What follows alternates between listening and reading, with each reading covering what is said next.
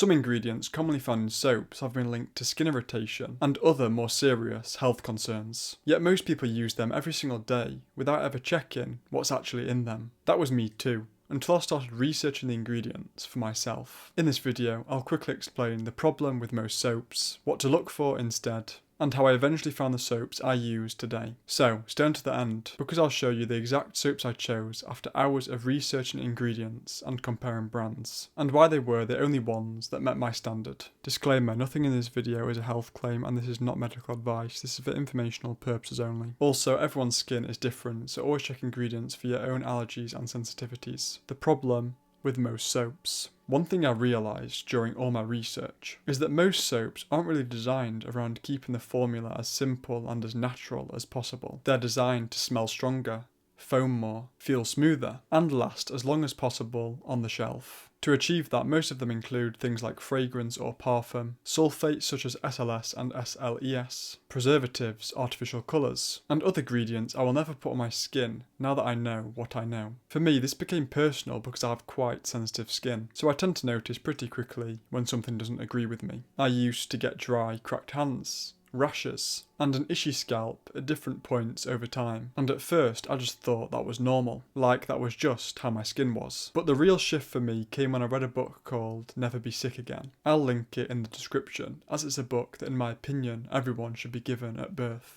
That book opened my eyes to how many everyday products can contain ingredients most people never really think about, so I started looking into things properly myself. I went through the products I was already using and actually checked what was in them, and what I found was that most of them didn't really match the standard I thought they did. When I eventually switched to non-toxic alternatives, those problems I had with my skin disappeared. And that made me realise something important. It wasn't just my skin being sensitive, it was what I was consistently putting on it. From that point on, I stopped trusting the front of the packaging and started reading the ingredient list instead, because that's where you actually see what's really in the product. Now obviously I've simplified a lot here. If you want the full deep dive into the ingredients I avoid, why I avoid them, and how I researched all of this, I've made a much more in-depth video on that. I'll put the soaps playlist on screen at the end, and it will be in there if you want to watch it. So, if that's what I wanted to avoid, what was I actually looking for instead? Because that's the part most people never get told. What to look for in a soap.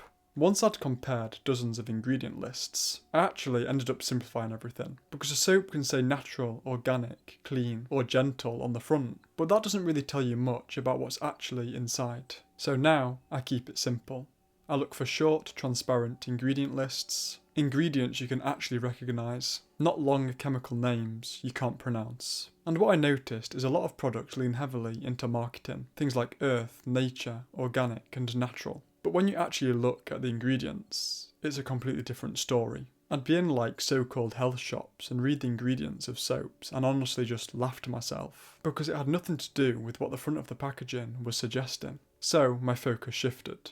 Simple ingredients, clear transparency, and nothing unnecessary added in just for look, smell or foam. If a list is overly long or full of complex chemical names you can't easily recognise, that's usually a red flag. I'll put the list on screen now of all the ingredients I personally avoid, so you can pause and screenshot if you want. Because for me, the biggest mindset shift was this. I stopped trusting the front of the packaging. The ingredients list is what actually matters. And after comparing brand after brand and reading far too many ingredient lists, I kept coming back to the same brand. And honestly, that surprised me, because after everything I'd learned, these were the soaps that consistently met the standard I was looking for. The best non-toxic soaps. The soaps I chose and still use today are from Dr. Bronner's. For liquid soap, I use Dr. Bronner's 18-in-1 Pure Castile liquid soap. It's the best non-toxic liquid soap I have found. The scent options are all good, but if I had to pick one I would avoid ingredient-wise, it would be the eucalyptus version. It's about 90% organic, vegan, and free from all the ingredients I personally avoid in soaps. It's also highly concentrated, roughly 3 times stronger than typical liquid soaps, so a little goes a very long way. It may look expensive at first glance, but you only use a drop at a time, so it honestly lasts forever. You can use it as a hand wash, body wash, diluted shampoo, or even as a simple household cleaner. So it basically replaces multiple products, which fits a more minimal approach. I've used it for many years now. My first bottle was Lavender, and when I finished that I switched to Tea Tree for a fresher herbal note. I'm still using that bottle now, and I bought it about 2 years ago, and for me that consistency matters, because it's not just something that looks good on paper, it's something that actually works in real life every day.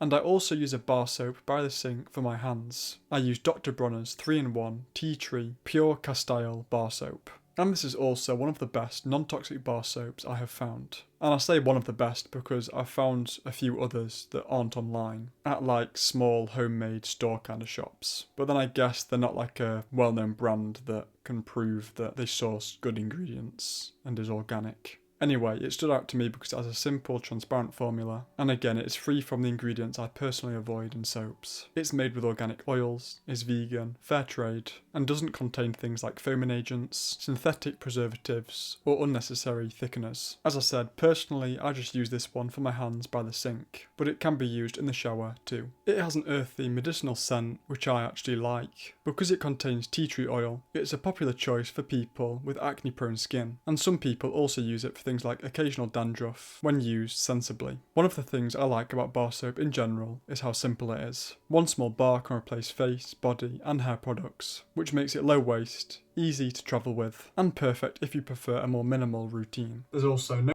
bottle, and one bar lasts a surprisingly long time, so it's a really practical option for day use. And that's really why I like having a bar soap like this by the sink. It's simple, practical, and does exactly what I need it to do. If you want to check any of the soaps out, the links are in the description. So to quickly wrap this up, most soaps are designed around how they smell, feel, look, and are marketed, not necessarily how simple the formula actually is. And once you start reading ingredient lists properly, you realise a lot of products don't really match the standard most people assume they do. For me, it ultimately came down to simplicity. Fewer unnecessary ingredients, more transparency, and something I can actually use every day without overthinking it. And after all of that, Dr. Bronner's is the brand I ended up choosing for both liquid and bar soap. Again, the links are in the description if you want to check them out, but I'm curious, have you ever actually checked the ingredients in your soaps before?